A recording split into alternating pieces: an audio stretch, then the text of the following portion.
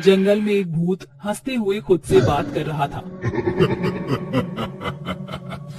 मैं किसी को भी नहीं छोड़ूंगा।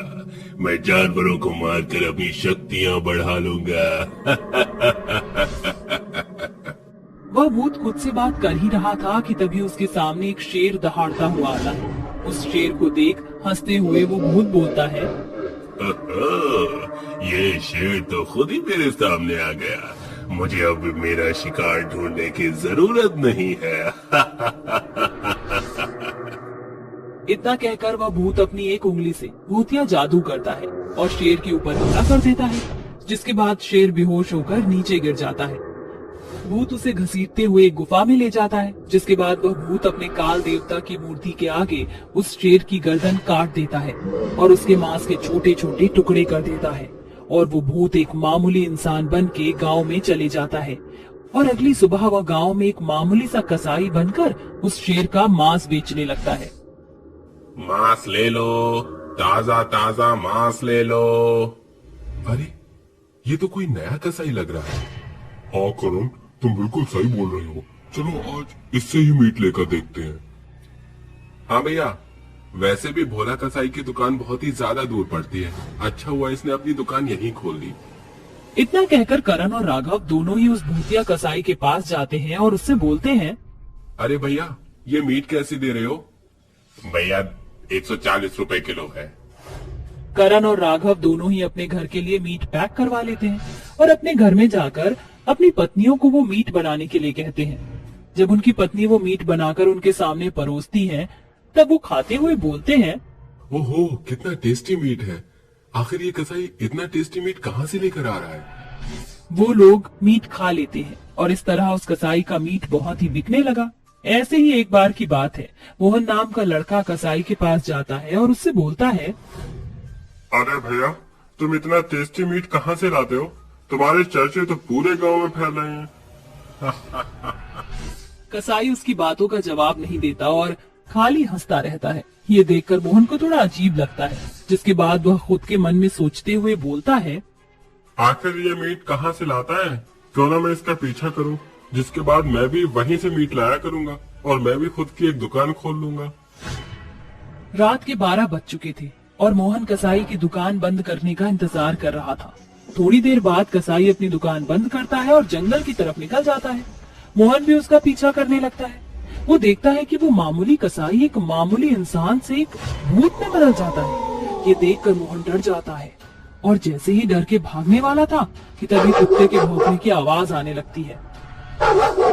उस कुत्ते की आवाज सुनकर मोहन एक बार फिर डर जाता है और डर के मारे वो एक पेड़ के पीछे छुप जाता है। कुत्ते के भौंकने से उस भूत की नजर कुत्ते पर जाती है, जहाँ वह देखता है कि उस कुत्ते के साथ साथ वहाँ पर ऊंट भी है। ये देखकर भूत हंसते हुए कुछ बोलता है, आज तो मेरे हाथ खजाना लग गया है। कुत्ता तो कुत्ता, साथ में ऊंट भी है। वाह वाह वाह वाह। आज तो मैं इनका भी शिकार करूंगा, लेकिन मुझे अभी तक एक भी भेड़िया दिखाई नहीं दिया।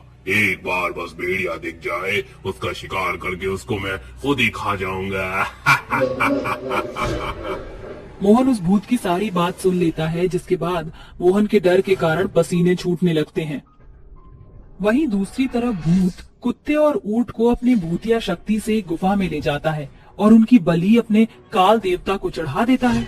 थोड़ी देर बाद वह भूत कुत्ते और ऊंट का मांस काट के गांव की तरफ जा ही रहा था कि तभी उसकी नजर मोहन पर पड़ जाती है और वो उससे हंसते हुए बोलता है,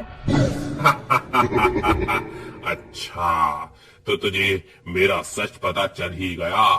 ठीक है, अब तू नहीं बचेगा। अब इन कुत्ते और बाकी जानवरों की तरह मैं तेरा भी मांस काट कर इंसानों के बीच बेचूंगा और उन्हें खिलाऊंगा। इतना कहकर वह मोहन को मारने के लिए अपने दोनों हाथ लंबे करता है कि तभी उसके सामने एक चमकती हुई आंखें दिखाई देती हैं और थोड़ी देर बाद उसके सामने एक भयानक और खूंखार भेड़िया आ जाता है। वह खूंखार भेड़िया मोहन के पीछे पड़ जाता है। मोहन जैसे तैसे भागते हुए पेड़ पर चढ़ जाता है, जिसके बाद भूत भेड़िए को देखते हुए बोलता है, काल देवता जब भी देता देता छप्पर फाड़ के। वाह इंसान तो इंसान, अब तो भेड़िया भी आ गया। अब मैं इस भेड़ियों को खाकर अपनी शक्ति बढ़ा लूंगा।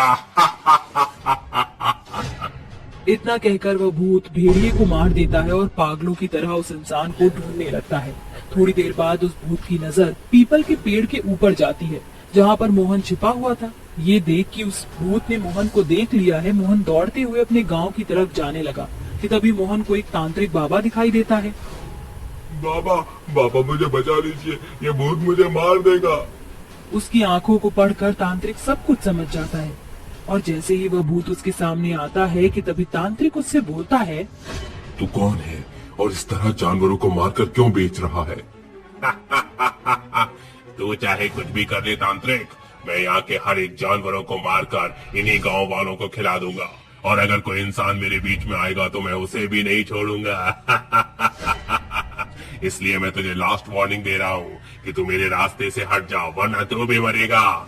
तू मुझे बता दे कि तू क्यों मार रहा है? तांत्रिक के इतना बोलने के बाद भी वह भूत उसको सच नहीं बताता, जिसके बाद तांत्रिक अपने मंत्रों की विद्या से एक मंत्र पढ़ना शुरू कर देता है। ओम नमो नमो, इस भूत का सच मेरे सामने प्रकट हो स्वाहा। ओम नमो नमो, इस भूत का सच मेरे सामने प्रकट हो स्वाहा। मंत्रों के उच्चारण के साथ साथ तांत्रिक ध्यान लगाता है जहाँ वह देखता है कि ये एक बुरी आत्मा है और ये यहाँ पर सिर्फ और सिर्फ लोगों का सर्वनाश करने के लिए आई है। इसका कोई भी तू यहाँ पर सिर्फ और सिर्फ लोगों का सर्वनाश करने ही आया है। अब मैं तुझे नहीं छोड़ूंगा। तांत्रिक अब सब समझ चुका था कि वह एक भयानक आत्मा है जो कि यहाँ पर सिर्फ और सिर्फ लोगों का नुकसान करने आया है। तांत्रिक अपने झोले में से भोले बाबा का त्रिशूल निकालता है, जिसके बाद तांत्रिक उस त्रिशूल के ऊपर मंत्रों का उच्चारण करने लगता है। ओम नमो नमः विनाश भूतो स्वाहा। ओम नमो नमः विनाश भूतो स्वाहा। मंत्रों के उच्चारण के बाद तांत्रिक त्रिशूल के ऊपर 3 बार फूंक मारता है। फूंकने के बाद तांत्रिक उस त्रिशूल को भूत की नाभि में भोंक देता है और उस तरह उस कसाई भूत का अंत हो जाता है। मोहन बच जाता है और वह अपने गांव अपने घर पहुंच जाता है, जिसके बाद वह अपने गांव वालों को ये सारी बात बता देता है। सभी गांव वाले इस चीज को एक बुरा सपना समझकर भूल जाते हैं और अपना जीवन आगे खुशी से व्यतीत करने लगते हैं।